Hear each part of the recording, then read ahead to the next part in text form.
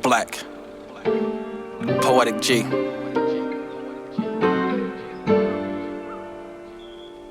Beautiful love, always. Ladies and gents, I'm King George. I'm the owner of T.Y.I Productions. I'm the curator of Black 31 magazine. Today we are here with another special brother from the community of Chester. I'm not going to speak on all the different things that he have done. We're going to allow his story to be heard from the mayor himself. But most importantly, this brother is giving back to the community the right way.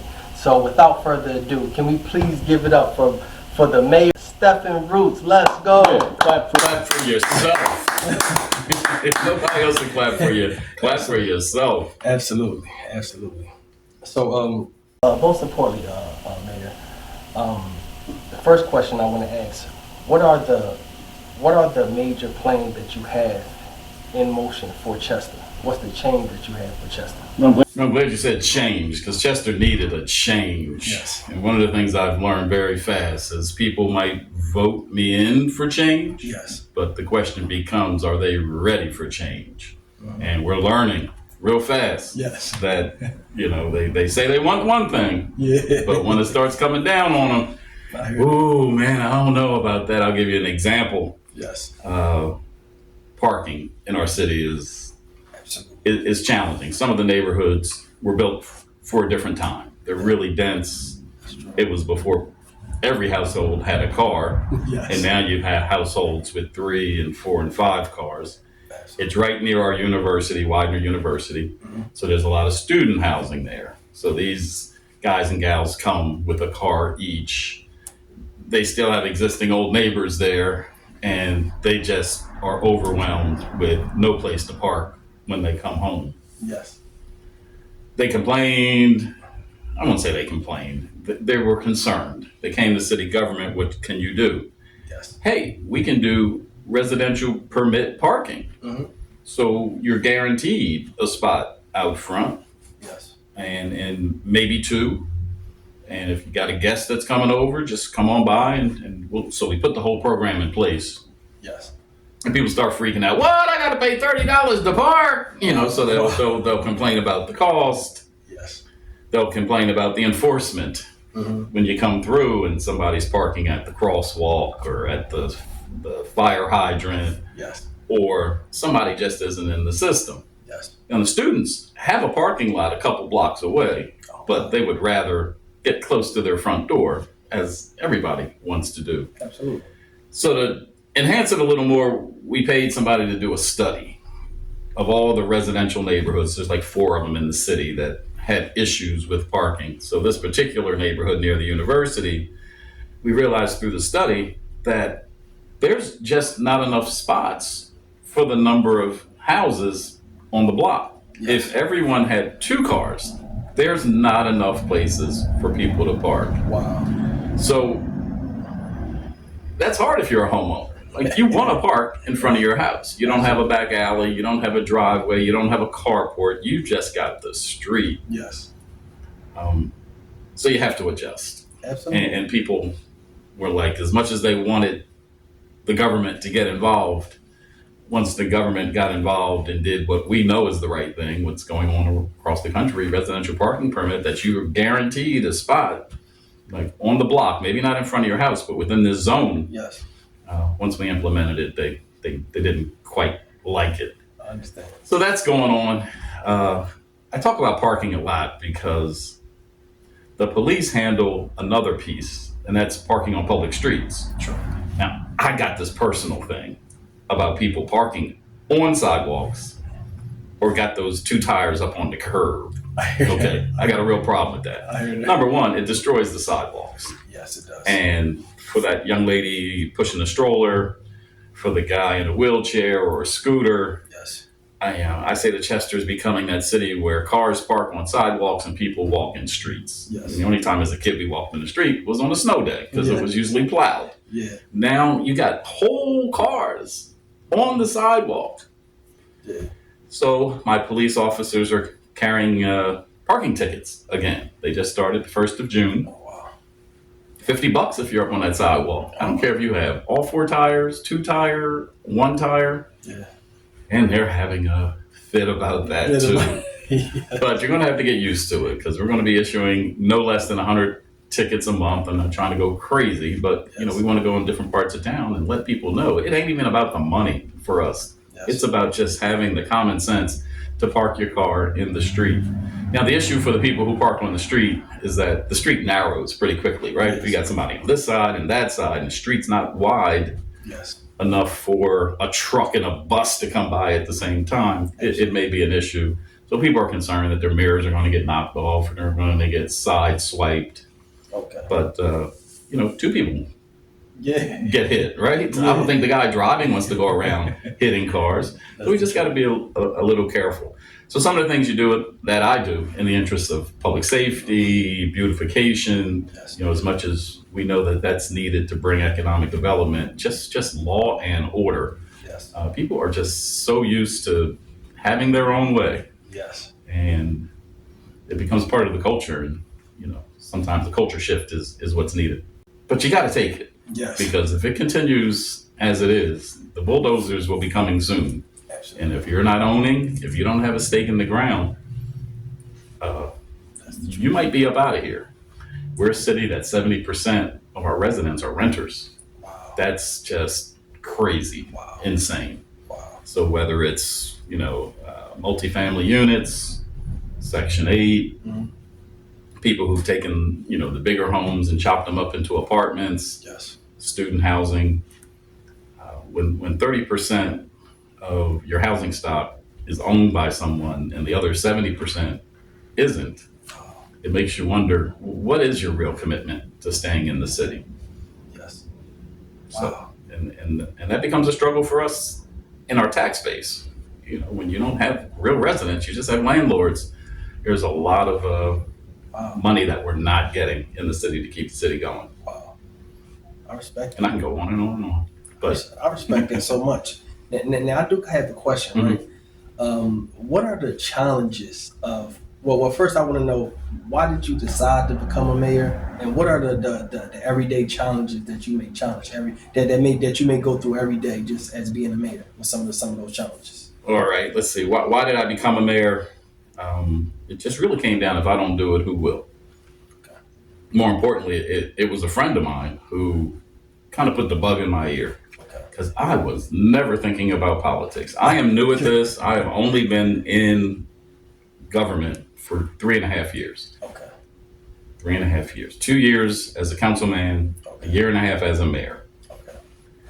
And, it really all started back in 2006. I started a community journalism project in my city. Okay. It was a small Chester City newspaper. Yeah. I used to work for the county paper. They fired me in 10 months. I got mad. I wanted to show them that y'all fired the wrong guy. Yeah. I've learned enough here in 10 months. I'm going to start my own paper. It was a freebie, but I wanted Chester to have that good news because the county paper was, I won't say they were only putting in bad news, but it's that paper where you want to read the crime or that's where it's going to be. The crime, the front page, mug shot, and all that stuff. I said, I'm going to give you an alternative. Yes. I called it Chester Spotlight because I wanted to spotlight businesses, graduations, births. Yes. Did no crime. That was not my thing. Okay. I thought I'd give you anywhere from 16 to 24 pages a month, and that everybody would give me submissions. The school district, the government, the churches, the social organizations, all that. I just wanted to be a publisher. Yes. And nobody contribute anything. So quickly, I had to learn how to create my own content. Yes. But it was a vengeance project, So when I felt bold enough to finally print that first issue, I'm out on the street with a bundle of papers in my arm, and I'm like, who am I to be doing a newspaper, right? This lady walked up to me, I said, okay, this is the moment. And I gave her the first issue, and the woman screamed out loud because she saw the pictures on the front page. Just happened to be my cousin. I wanted to give him a shout out, but he was a gospel musician. I knew he was really popular in town. And she, Harry! She screamed. And then I had 3 photos going down the side of stuff you can see inside. And she knew 2 of those people. And she screamed out their name. But her scream was like a shriek. It was like I had snatched her pocketbook or something, right? So everybody turned around, said, what's going on? He's got, and she started waving the paper, and I started giving them out, and the confidence just rose really fast. So I knew I had something right then and there. So once a month for the next 48 months, I put out a paper, on the city streets. And then it morphed into a blog, which still goes on. So if you go to chesterblog.com, you can still see content that started in 2010. Or maybe a little later, because I changed platform from Blogger to WordPress. So I was doing 3 blog posts a day. I didn't know any better. In fact, I didn't even know what a blogger was. The same newspaper that fired me. Yes. What was going on was that the business of newspapers were started to die. And this was around 2002, 2003. Yes. I didn't realize I was on the leading edge of the shrinking of a newsroom. Yes. But that paper had 100 employees. Right now it has probably 8 or 9. Oh, wow. And everybody works from home. They don't even have an office anymore. Wow. So I was the first to go, but I was mad. And, when I did my own thing, it was really successful. Not so much in terms of money. I had a real job that was paying me well, but I never had to come out of pocket because the advertisers loved advertising in a hyper-local paper. Yes. Because most small businesses in a city like Chester are only serving the people in Chester. True. People ain't flying into Chester or driving in or busting in or anything. They're like scared of Chester. I don't know why, but they're scared. So it really made a lot of sense. But it also gave me an opportunity to know everything that was going on in the city. Yes. Like from the school district to city government to the new businesses. I mean, I really built up a lot of knowledge. Yes. And really took it for granted until a friend of mine from a neighboring town, a very rich suburb called Swarthmore, Yes. he ran their newspaper. He had just bought it and wanted to expand beyond the little town of Swarthmore. So he asked one of his buddies, what should I do? And his buddy said, you might want to add some Chester stuff.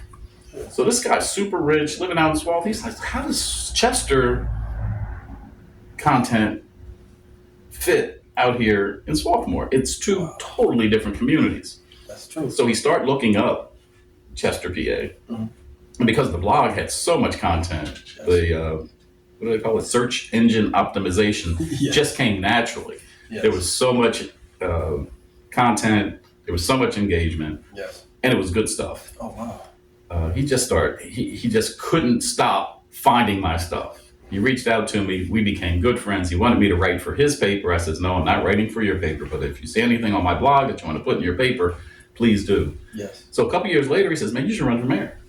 Oh, wow. This was 2020. January 2020. He invites me over his house. I thought we were just going to just kick it like we do, just have fun, play with his kids. Yes. But he had another guy there. And I said, oh, boy, this is serious. Yeah.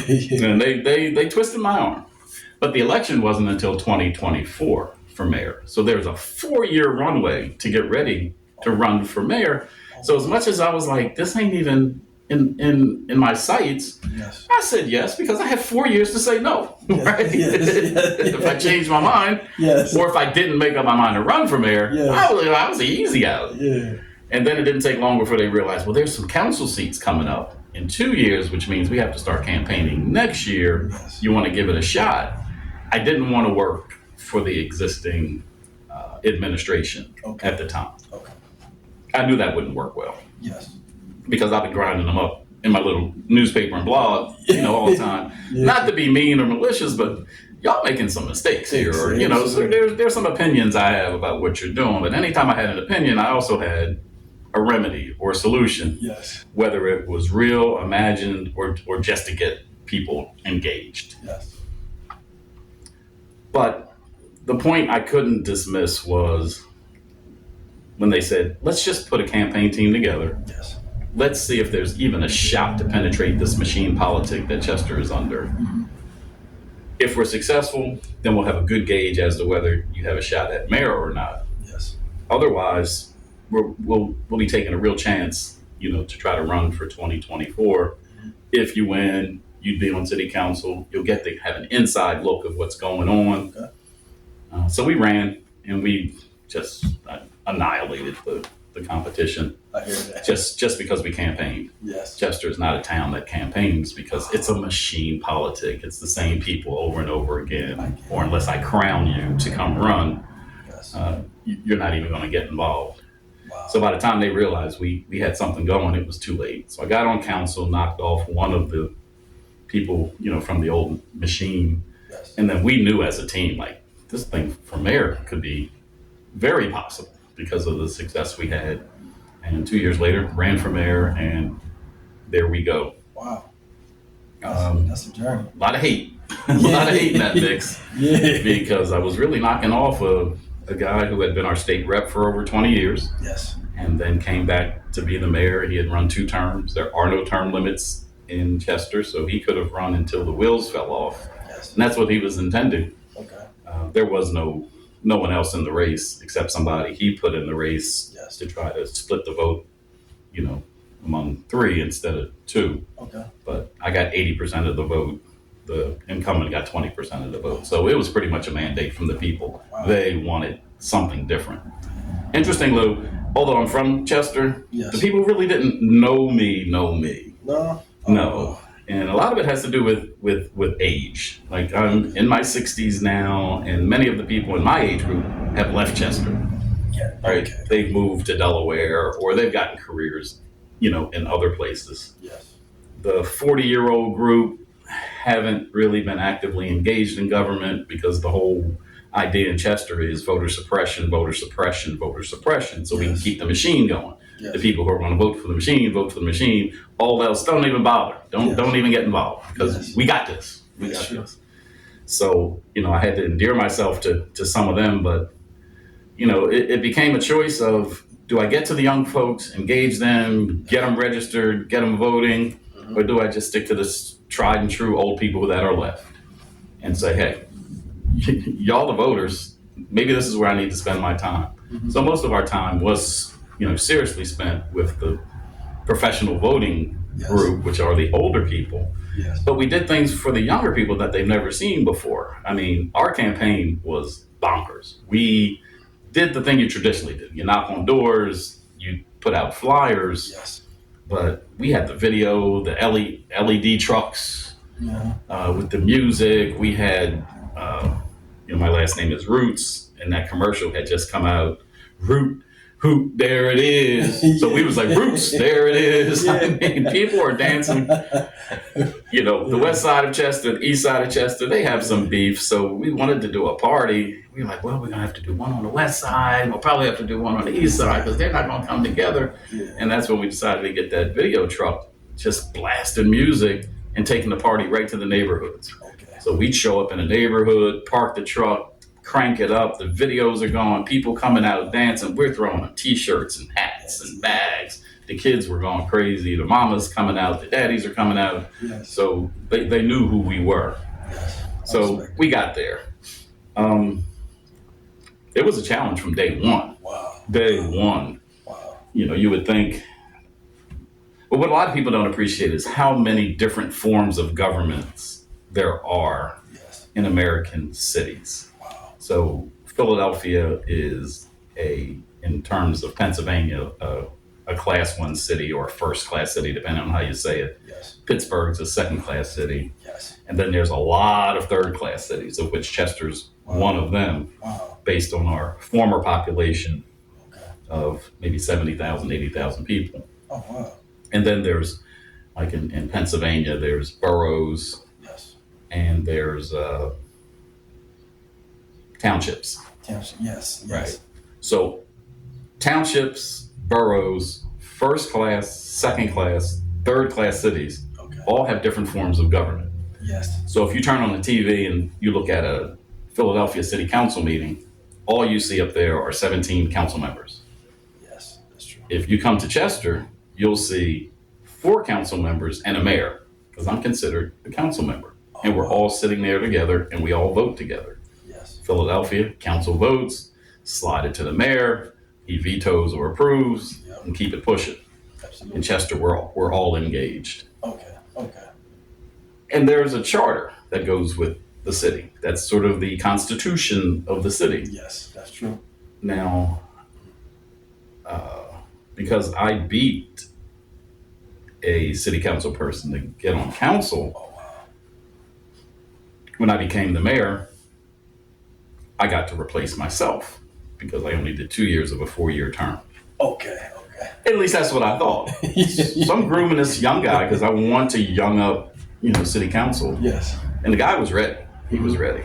But when I got there on day one, the organization meeting, as they call it, my council people, knowing the charter, Yes. they were like, "Nah, we ain't going with your choice, Mayor.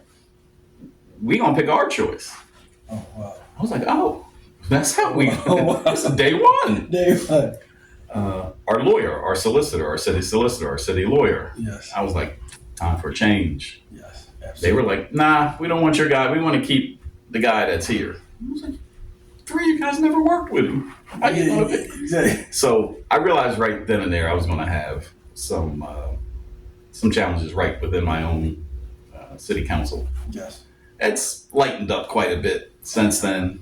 More times than not, we all vote the same way because so many things are just moving the city forward. Yes. But every now and then, there's some things that raise a few eyebrows. Absolutely. Sometimes some kickback a little bit. I get it. Yeah, but there are challenges. We're a poor city. First of all, Yes. we're in bankruptcy. That's a huge challenge. We're the only bankrupt city in America. So you can imagine when I go to these like mayor conferences and stuff like that. I'm in with the big boys. Like U.S. Conference of Mayors is one of my favorite. Yes. And I'm there with Atlanta and D.C. and Cleveland and L.A. and Seattle and the little towns and medium-sized towns. But I love to gravitate to the black mayors from the big towns just because I'm a fanboy. Yes. Come on, Muriel Bowser, let's take that picture, right? I hear that, man. and it's fun like that. Yes. But by the same token, I'm just that little guy, like from Chester, like where? I'm like right near the airport, the Philly airport. They're like, "Oh, okay." Absolutely. But as much as they try to belittle me, I tell them all, like, I got something none of y'all got. I'm the only city in America in bankruptcy. Wow. Wow. It doesn't affect the operations of our city. Bankruptcy is one thing. It's being handled by a state-appointed receiver. Yes. The city has its budget, and we operate under a budget. But for the couple years that the city has been in receivership and in bankruptcy, it was challenged by the administration in the city. Oh, wow. So here these guys are coming in to help, and the city is like, first of all, we didn't ask for you. Yeah. We don't want your help.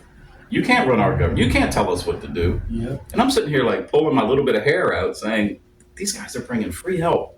We're getting millions of dollars of some of the smartest people in the country, getting us out of our situation. And y'all want to challenge these guys? Exactly. So it really was important for me to become the mayor to kind of cut off a lot of that noise. So receivership and bankruptcy is moving along smoothly. The challenge is to get out of it is more their challenge than mine. Yes. The gift that the city will receive as a result of them being successful in their efforts is what I'm excited about. Yes. So in a lot of respects, as a mayor of the city, I'm not calling all the shots because I got a receiver and he's sort of like a co-pilot, or I'm a co-pilot to him. Yes. Different days, different things go on. Yes. But it's great to have that kind of help, especially in the finance part, because we failed badly. We made some really bad decisions that got us into bankruptcy. And as the receiver would say, you guys might have should have been in bankruptcy many years before. Yes. But they just kept kicking the can down the road. And here I am, like pulling that can back and say, we're going to have to address some things. Absolutely. And the city of Chester is actually fun also. Besides just the politics, it's actually fun. And most importantly, I see that I've seen plenty of different events like celebrity boxing and SPO wrestling. How important is them events to be in Chester? It's super important. It puts Chester on the map. Like both of those organizations have a national following. Yes. And we were down there together this past Saturday, and Rich, the ring announcer. Yes, I mean, before every fight, he shouts out Chester. He shouts out Harrah's. So, it's ingrained in people's heads. Yes. We have the Harrah's Casino in Chester. Has been there for roughly 15, 16 years. It came through in 2008, as did the Philadelphia Union soccer stadium. Wow. So that's on both ends of our town. Yes. So the unfortunate part is everything else was supposed to follow. But Yes. 2008 was a bad year to do anything. That's when the big recession came, Right. things kind of slowed down. But it also was a regime change in the city of Chester. So the business people didn't want to do business with that new group that came in. Wow. Wow. So things had stalled quite a bit. But these events are important for me, and the only reason they're here repeatedly in Chester is because of me. Like, they came to Harris because they had the space. Yes. And I just showed up. I was like, I'll be there. Yes. You don't see a lot of Chester people at those events. I mean, you've been to a few. It's not like the city has turned out to buy tickets and hang out. Yeah, a lot of people from Philly, Jersey, Delaware, they're coming in and they're enjoying it. I call them tourists. Yes. Even the soccer stadium, and a game gets 18,000 tourists. Most of them, the vast majority of them, are not from Chester. The unfortunate part, though, is that as mayor, I have to attract something for these people to do while they're here.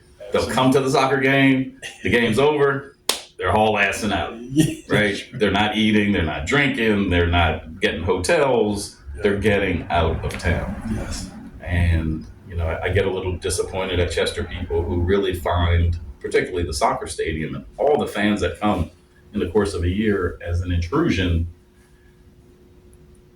than as a partner or an opportunity. Yes. If this was Philly, y'all would be out there selling t-shirts, hot dogs, pretzels, water, signed copies until somebody pushes you out. That's true. Right? Yeah. In Chester, they're like, we don't like those guys. It's not for us. And slowly but surely, we got to get the mindset to change that, okay, maybe we are not a soccer playing community. Yes. All right? But they're dumping millions of dollars in our city.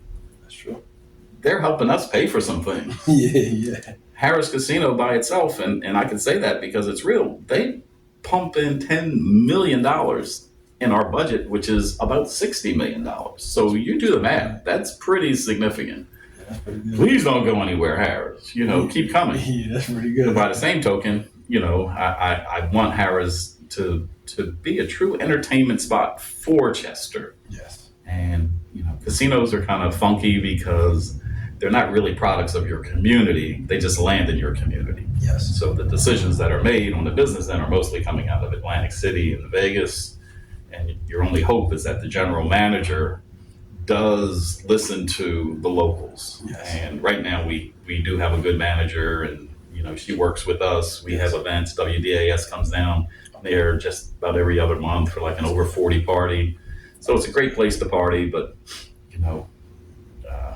trying to change the minds of my own residents, though, to enjoy the amenities that come to town sometimes is a little tough. Yes. A little tough. They want change, or they say they want change, but, are they willing to change? That's true. And it's challenging. But Chester, it's a city of 35,000 people.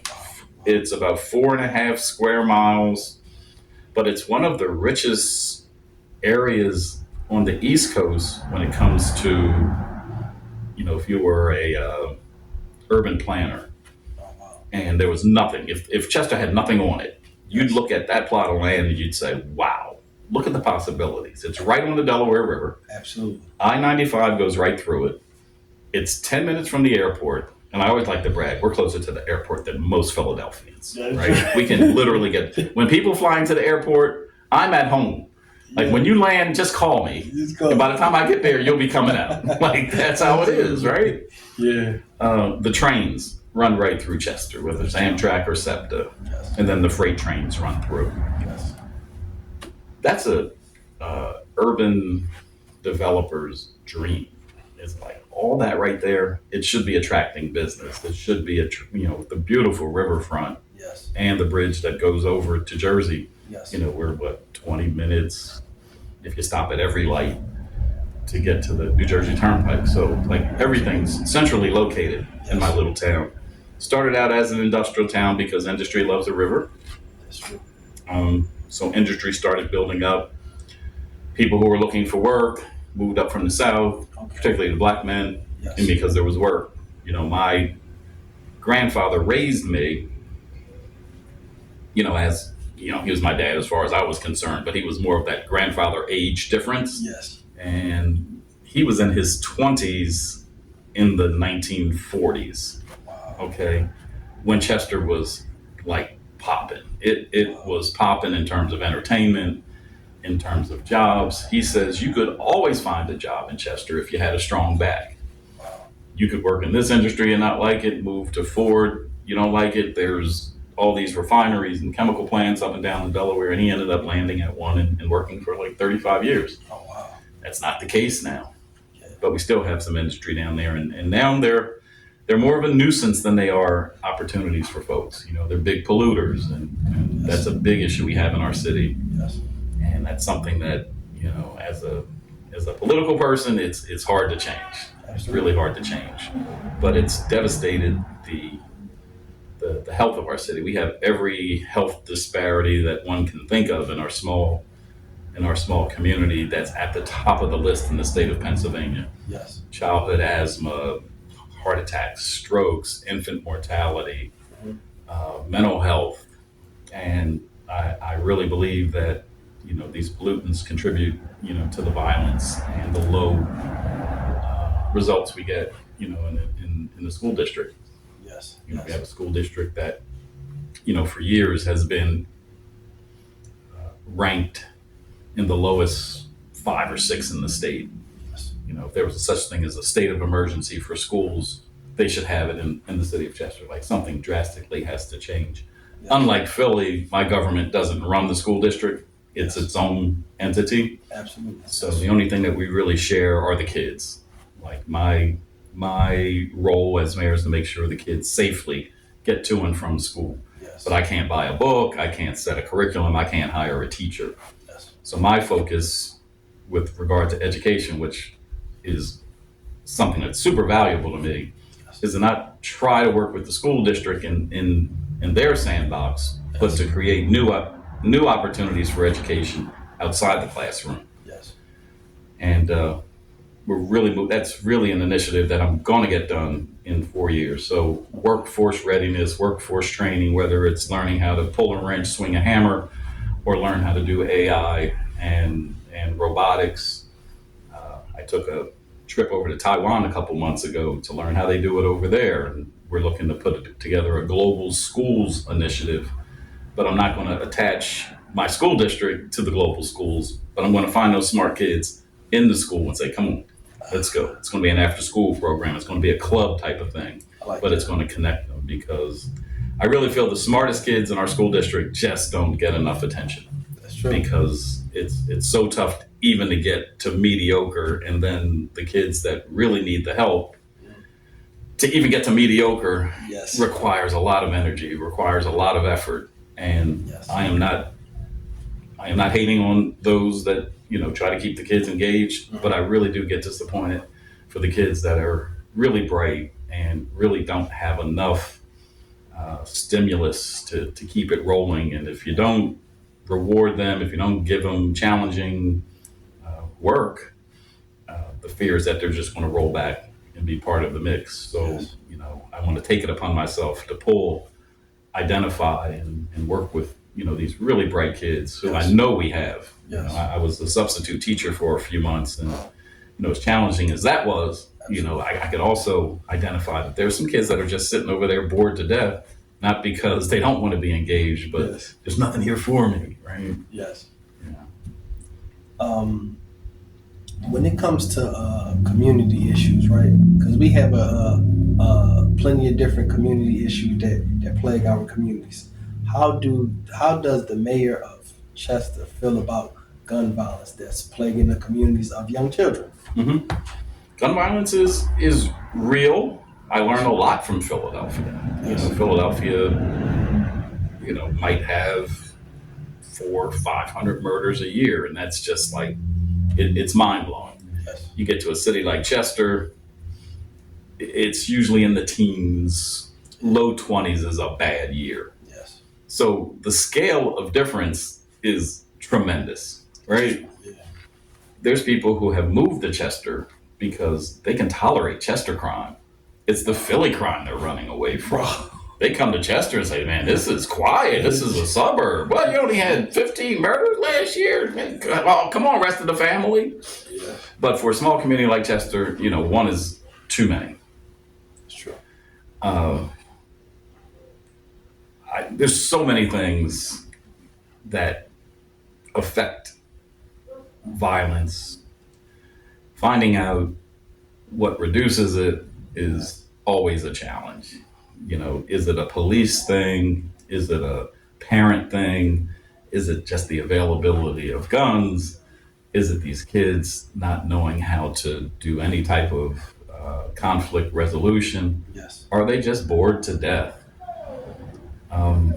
It's a combination of it all. Okay. So the only thing I could do is keep my eyes and ears open to places like Philadelphia to see, what efforts big cities use to get rid of, to handle that big problem. Yes.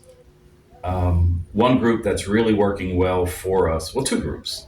One in particular is the district attorney's office. Yes. So the district attorney was elected, I think 6 years ago, just before I came on board, but I got to know him, and his focus was reducing violent crime in Chester. Okay. Because he knew that if he can reduce it in Chester, that being the most, where there was the most gun, violence. Yes. If he could make it work in Chester, then he can duplicate it in other parts of the county. Upper Darby would be, another spot, Okay. So there's other spots. So he really spent a good 3 or 4 years. If Philadelphians are watching this, don't get mad. But the DA took a couple DAs from Philadelphia, Yes. having worked here Yes. to Delaware County, and they have been really effective. And they do the carrot and stick approach. It's called CPSN. Gosh, I forget the acronym. Neighborhood, it'll come to me. But basically what they did was they identified 1 or 2 people in the community that has gone through. He's been to prison. He lived that life. Now he's home. Now he's out. Now he wants to give back. Now he wants to, work with young people. He knows the streets. He knows the people. He knows the neighborhoods. Now that person is identified. He literally is on the Delaware County District Attorney's payroll, and he has some tools in his bag. So if he knows that you're a bad guy, you and your crew, he's of that ilk that he could walk up to you and talk to you because he knows you. He lets you know that the DA knows what you're doing. Yes. And he wants you to stop. If you don't stop, he's coming after you and all your boys. Okay. Yes. There's not, they don't need as much probable cause as they used to. That's true. In order to help you, tell me what you need. Is it a couple dollars? Do you need a driver's license? Do you need to get a job? Do you need a few dollars? Mm-hmm. What is going to stop you wilding out like you're doing? Because if you don't stop, now that I've warned you, they're going to come down on you pretty hard. So I was giving a shout out to one of the nonprofits in our city called Making a Change Group. Yes. They've got a subset called GVINE. It's a gun violence intervention group. Yes. It's about 6, 7, 8 guys who work with young people. They give them the skills that they need.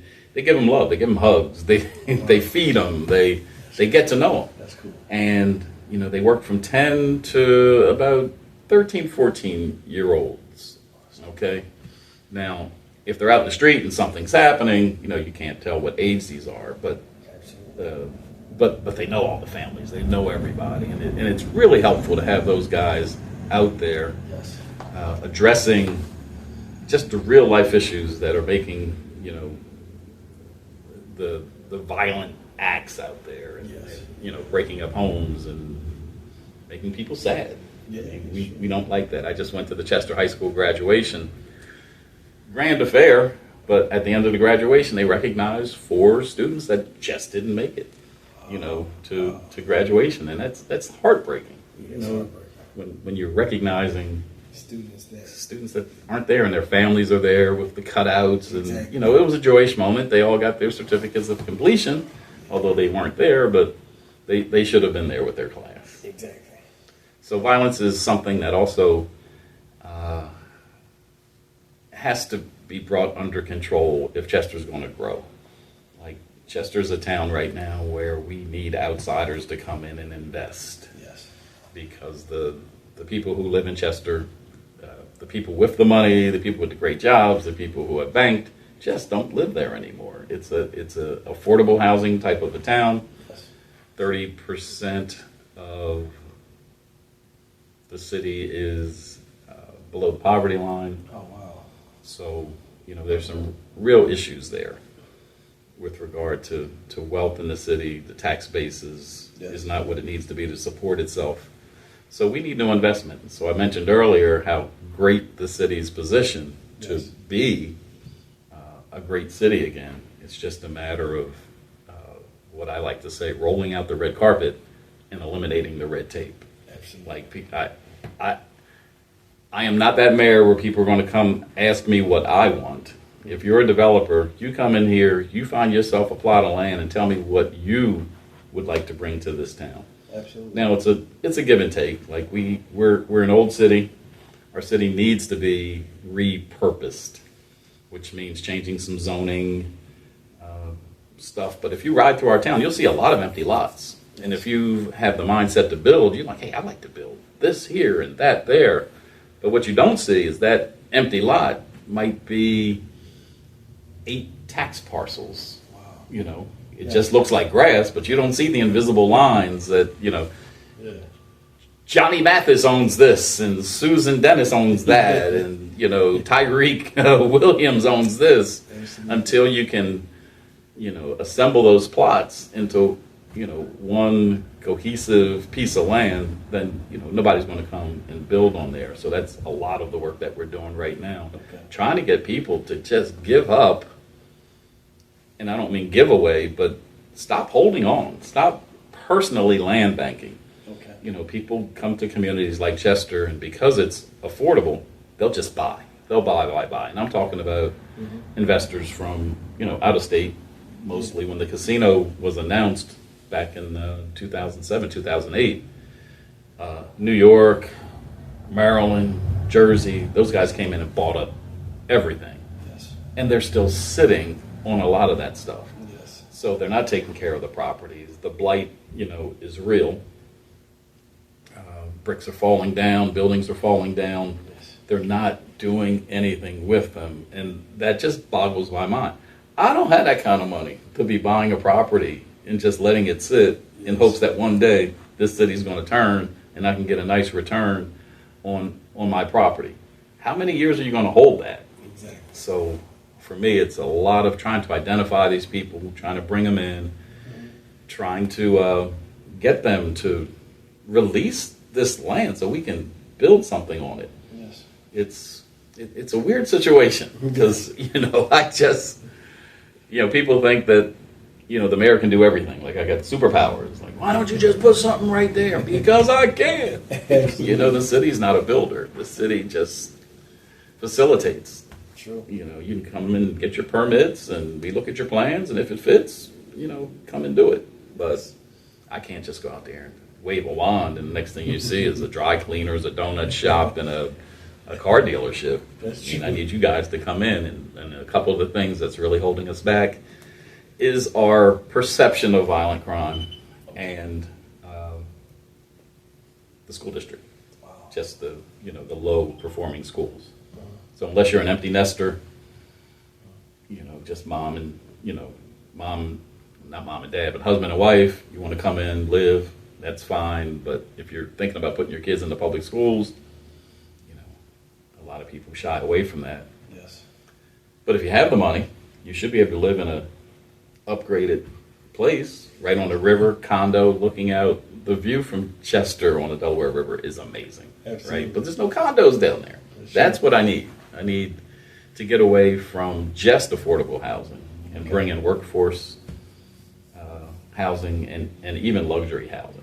I know it will hit. Wow. And there are some people who are testing the market now. They're trying their best to assemble. I got one project right now that we just approved. Yes. It's 5 units, 4 apartments each. They're going to be priced at $1,800. Oh, okay. And for somebody in Philly, they'd be like, yeah, $1,800 for a brand new, fully appointed, Yes. parking over there and everything. Yes. And for Chester, it's getting to a point where for $1,500, you're darn near living in squalor because the housing stock is so old. Like, we're the first city of Pennsylvania. Wow. William Penn landed in Chester. He didn't land in Philadelphia. He landed in Chester. And, like I said, when you start to get poorer, the older folks who bought these houses have moved on. The young folks either don't want to live there, or they just don't know how to take care of a house, or they just can't afford to take care of a house. That's true. Your neighborhood starts to run down. So, urban development is a big deal for bringing Chester back, revitalizing Chester. I like that, urban development. I love that. I always wanted to ask this question, right? What is the connection between Chester, Westchester, and Coatesville? Mm-hmm. What is that connection between all 3 of those places? Let's do it on a county level. Okay. On a county level. So once upon a time, there was this huge county called Chester County. Yes. As the population started to increase, the county got pretty much cut in half. Okay. And Delaware County was created. So Delaware County is from the Delaware River pretty much out to Westchester. And then Westchester, Coatesville, and all that is Chester County. Okay. A whole lot more rural, in Delaware County. The city of Chester used to be the county seat for Chester County.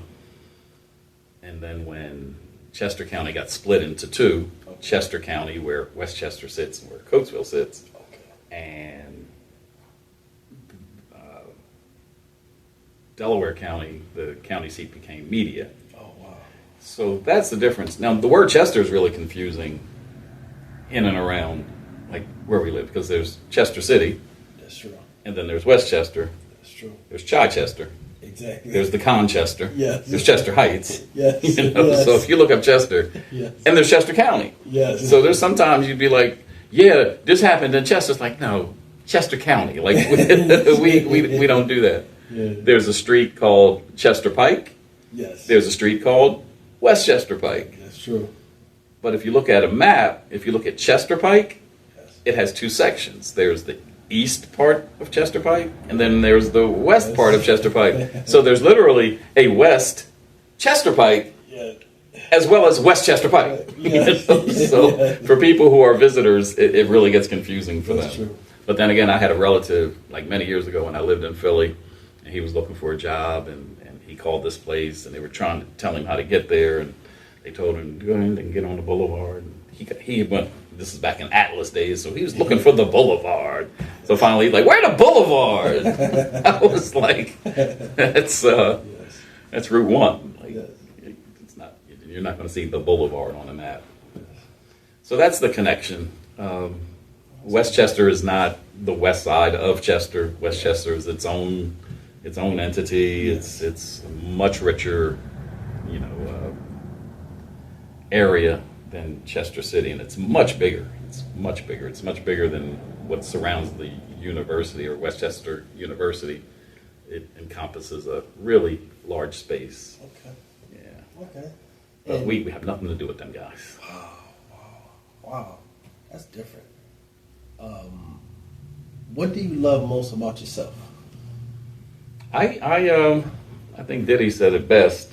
Although I know he's in a little trouble right now. Should I be quoting Diddy, right? But there was that lyric from, I forget the song, but he says, everything I touch, I bruise. Yes. Right? And I love that line. I don't get involved in anything that I don't think I can conquer. So, and even if conquering isn't like right away, Yes. I'm going to win. Yes. So what I love about myself is I'm a winner. And you mentioned it a little earlier before we got on the air. Like I grew up in the streets of Chester, doing what people in Chester have to do to be cool, and that's play sports. Yeah. Like, I didn't know I was good, but I got really good at basketball, and that's what we did, and played on some real teams with some real coaches, and did some real travel. And I'm a huge fan of youth sports for the very reasons that I mentioned earlier. Conflict resolution, teamwork, all that stuff you can learn at a very young age.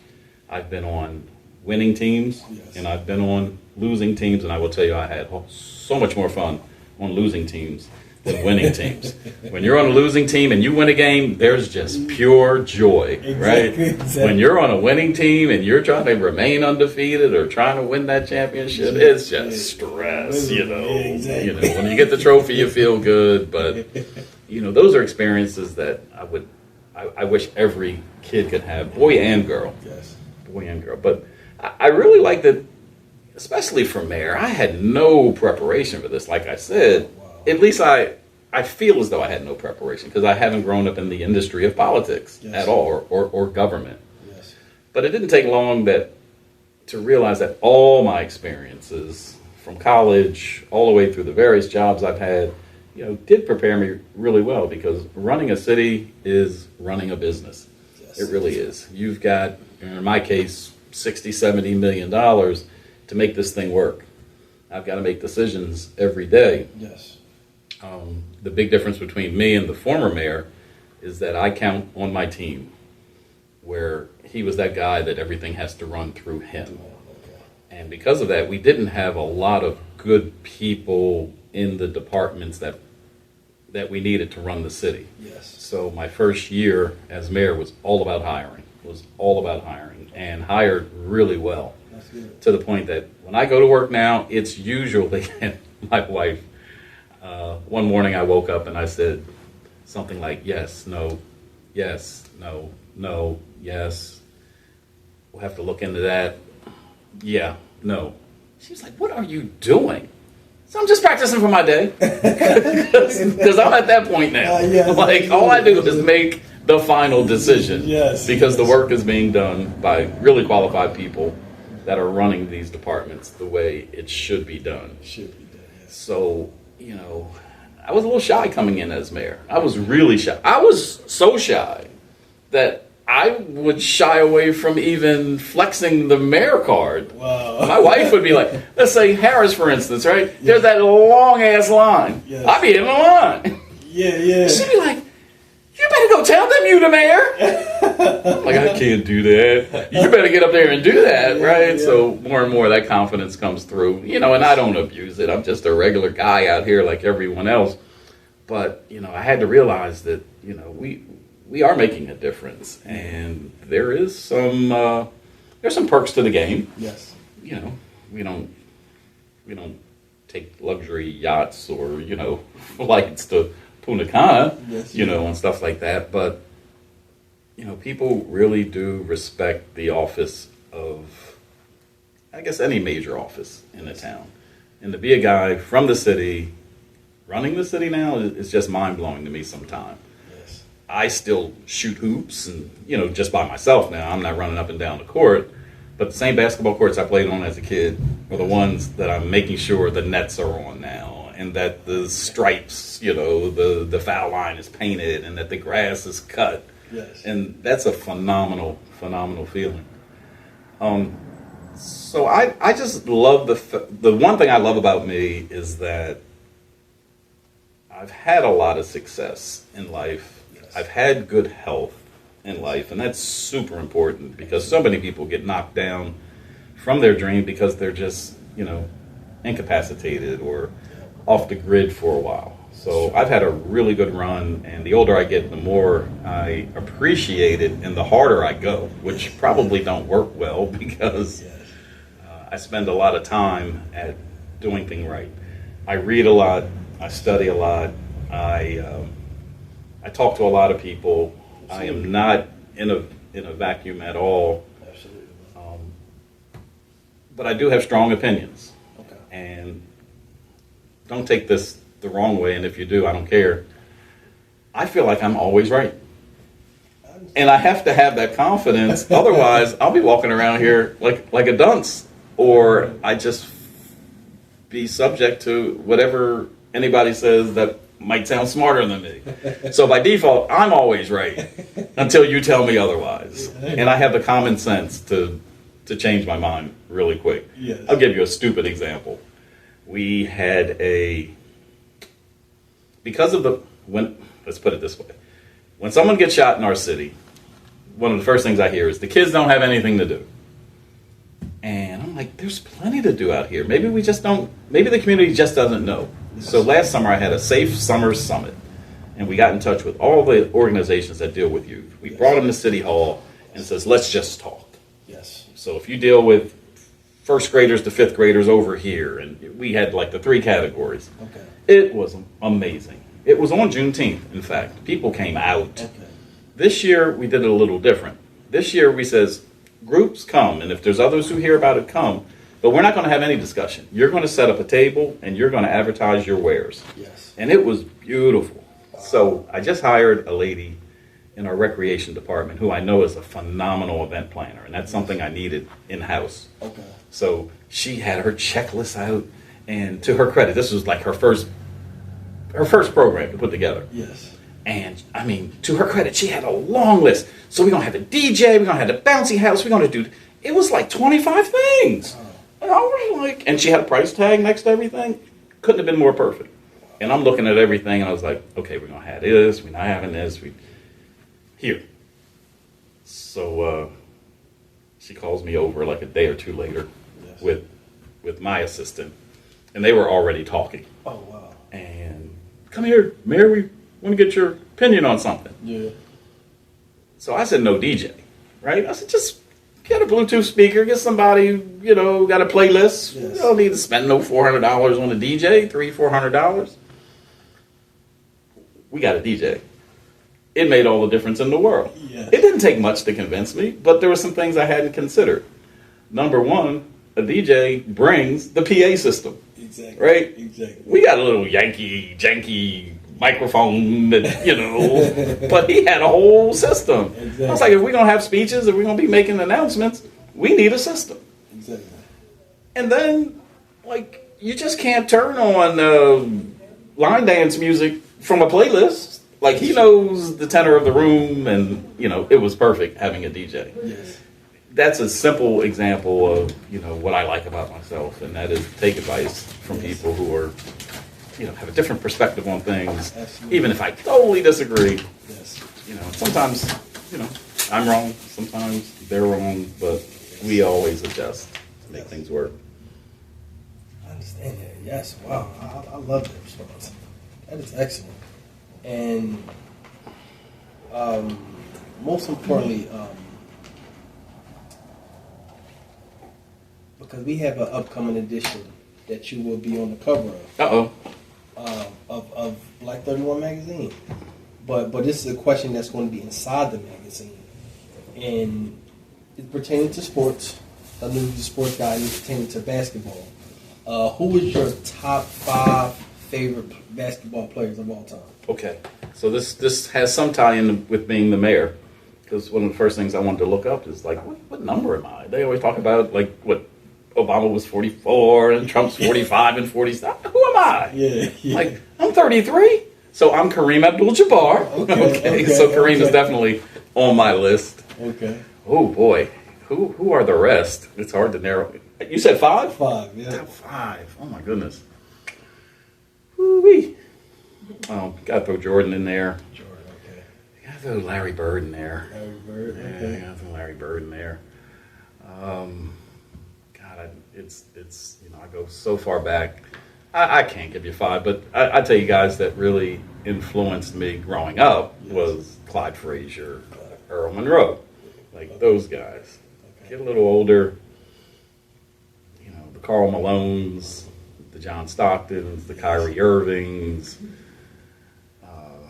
You look out on the court now, it's so many of them because the breeding of players is so much different than it was when we came up. Like when we came up, you were talented and you played a lot. Now, if you're talented, you have your own trainer and you go off to these schools and by the time you get to college, and now college with the NIL, the kids are staying in college longer. So, they're coming out much more ready. You sit here and watch Indiana, small market, playing Oklahoma City, small market. Yes. And I'm just sitting there wondering how any of these guys even get a shot off because they're playing so hard on each side of the ball. Absolutely. So Dr. J, of course. Dr. J. It's just like I just flow through so many eras, and it's really hard to compare one era to the next because the game has changed so much. I went to Villanova when it was mostly a track school, but they've had some good years in basketball. But when I got out of school, my second job was with IBM in Wilmington. Yes. And they would have a sales meeting every month, and we were new, we weren't going to win anything, but it was always encouraging to see those guys getting those checks or awards or trips like every month for what they did. So there was one guy that was often getting awarded, and then he had a retirement party, and we all went to his retirement party. His name is Paul Arizin. Oh, wow. Never heard this guy in my life, other than as a coworker. Yes. And then they showed the video of Paul Arizin. It was like Pitching Paul, they called him. He was the dude who invented the jump shot. Oh, wow. He was like a Villanova legend who went into the league and just crushed it. Me and Paul stayed in touch until he died. It's not bad. But, things like basketball, I just love the game. I don't even have any favorite teams anymore. I just love seeing the players do their thing. I like pro basketball more than college basketball. Yes. Baseball is just the opposite. I like college baseball better than pro baseball. I like that. And football, same thing. College football, high school football over pro football. Oh, that's cool. So you into the college more. Okay. They do play a little bit harder, too. They do play harder because they're trying to get into the NFL. They're trying to get into the big leagues. There's just so many teams. You can't watch them all. So you end up with your favorites. Absolutely. Before we wrap up, this is one of the last questions, but most importantly, what advice do you have for the young brother that's growing up? He may want to be involved in politics, or he may want to be involved in sports. What do they need to do to be successful? What do these young brothers need to do to be grounded in being a man? And last, what do they need to do to achieve their goals? Well, sports is really simple because all you have to do is get a pair of sneakers and start playing. Yes. If you sense you got a little bit of talent, you want to play against the best talent you can play with and against. Yes.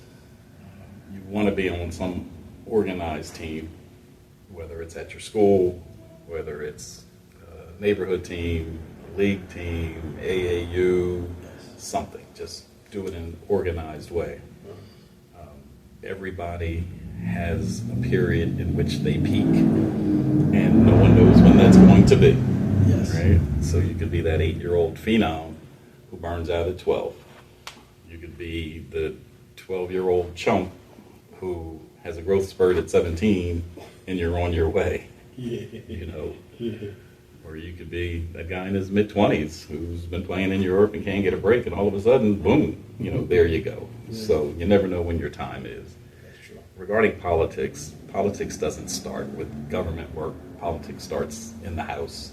Like the tools that you use to negotiate, to learn, to listen, start right at home. Yes. I often say that I didn't know a thing about politics, but the truth is I knew very little about the inner workings of government. I was pretty darn good at politics because I've worked for a lot of corporations, and corporate politics is far tougher than the politics I face on a day-to-day basis. You asked a few more. What other? What they need to know to be grounded in being a man. Oh, being a man. First of all, you got to get to the age of a man. Yes. too many young kids are out here not believing that they'll even get to 21. That's true. And they're operating recklessly and foolishly, thinking that everything that's in front of them at 13, 14 is the end all and be all. That's true. One of the things that really gets you out of that mindset is traveling outside of your neighborhood. And sometimes that's tough, especially if you don't have somebody holding your hand, taking you, if you're from Chester, over to the train station and spending a day in Center City or in Fairmount Park. And, you know, I love Philly because Philly has everything to offer. But you could go, you know, Baltimore's or New York's, the Poconos, or to the shore. I mean, you really need to have other experiences and meet other people and see how they live. That's true. Just 5-6 miles away from Chester are some of the best schools, you know, in the country. Yep. I would love to see more student exchanges between schools. You know, the only time many students see other students outside of their own school is if they're playing a game on the court. And then that's all competitive. Like you're being mad. But it's important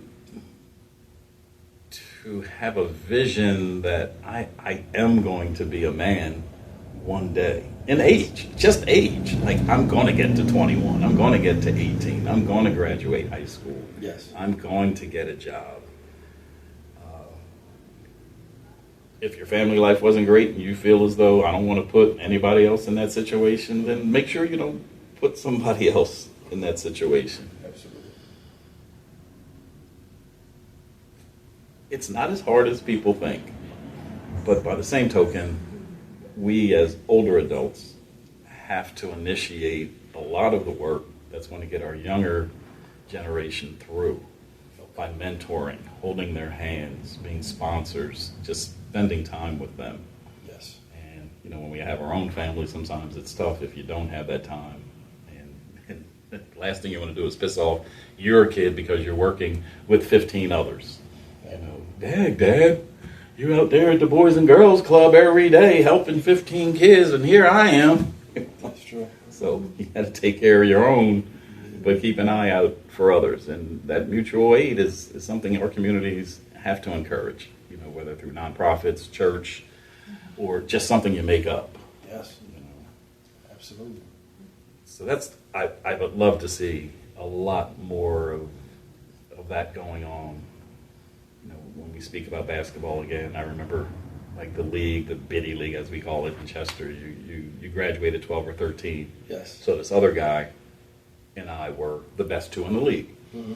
So just about every year we would go by and watch the teams play. Mm-hmm. And we, for years, would say, we were better than them. Until it got to a point where we had to admit that these guys are really good, stronger, faster, more skilled. Yeah. But I also saw what I considered a deterioration of the program. So when we played, it seemed to be a lot more structure.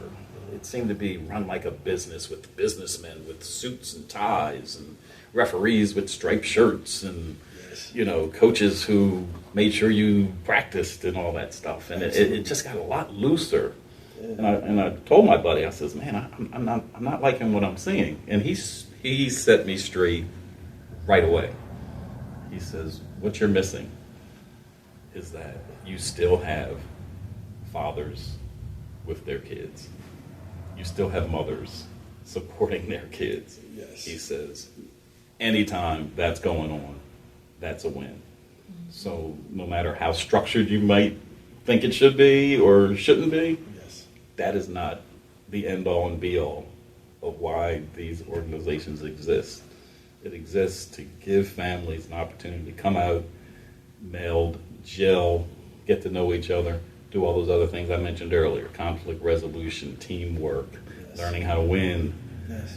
graciously, and learning how to lose without jumping off a bridge when it's over. You know, what we love about baseball, especially professional baseball, is you can lose 17-1 tonight, and 10 hours later you're back on the field. Like, you got to do it again. You better shake that off pretty quick. Absolutely. Yeah, absolutely. And that's what we have to learn to do. Like, We're going to make mistakes. I make them often. Yes. And I've got a good team around me. Sometimes I listen to them. Sometimes I just want to wing it, man. I want this to be my thing. I'm not listening to y'all. I hear that. And sometimes I win, and sometimes I'm like, I'll be listening to you next time. But you can't always follow your heart when other people have your best interest in their heart. Yes. Okay, so there has to be a balance there, but don't be scared, man. Take that heat check. You know, you make a few shots. Hey, you might want to step back a little further and try. If you blow it, hey, you're going to blow it. That's excellent, man. Words of wisdom from the mayor. Absolutely. Words From the of gallery. wisdom. There comes the word. Where can the people find you at, man? Oh boy, they can find me in my office most of the time. I really do put in some hours. If you come down to Chester, our city hall is at 1 East 4th Street. I'm there usually from 9 to 5 or 6. But on the socials, Facebook, I have my own Mayor Stefan Roots. That's Stefan, Mayor Stefan Roots page. Not only do my communications crew put stuff out there, but I actually told them, give me that darn username and password because I want to put my own content up. We're also on YouTube. I do that blog still, not as much as I used to, but I would challenge you to scroll and look at some of the old stuff. You will get carpal tunnel before you hit bottom. That's chesterblog.com. The City of Chester has its Facebook page. chestercity.com is our website. And we just launched a mobile app, which I'm really excited about. It's called Chester City Connect. You can download that on Apple and Google. And that gives you all the information that comes out of Chester City Hall, gives you alerts, and at some point it's going to be sort of our 311 system where you can use your phone, take a picture of that high grass next door because the landlord ain't cutting it. It'll come into the city, and it goes right to the department that will handle that for you. So, but check us out. I started a cartoon series called The Adventures of Mayor Roots.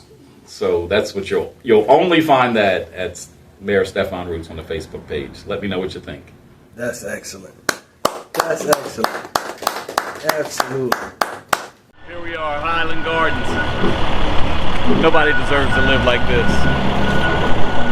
This pile is probably twice as big, 3 times as big when I got here this morning. We got our public works guys out here cleaning up after somebody else.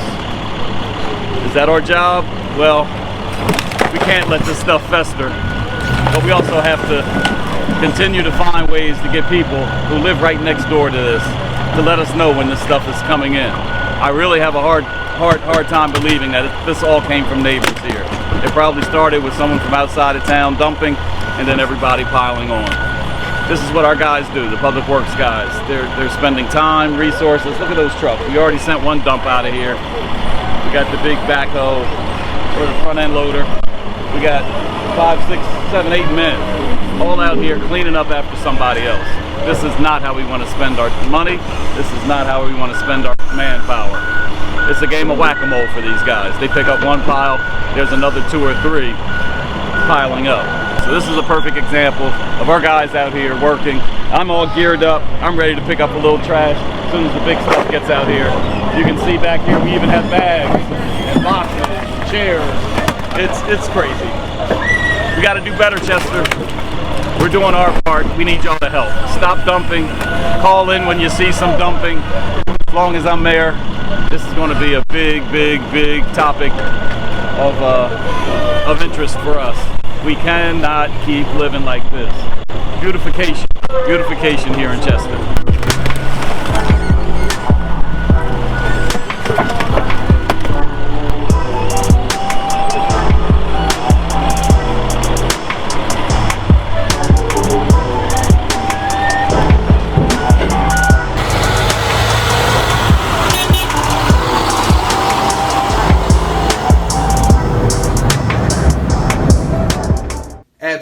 Absolutely. Listen, thank you to Mayor Stefan Roots. Thank you so much.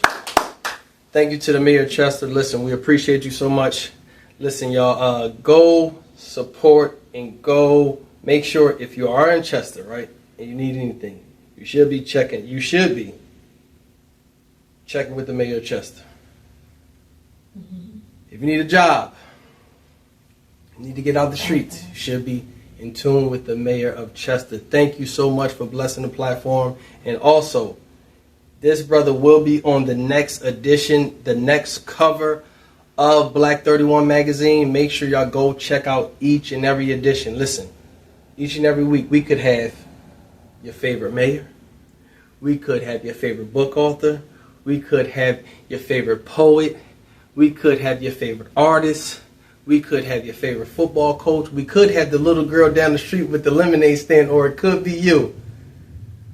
So each and every week, tap in.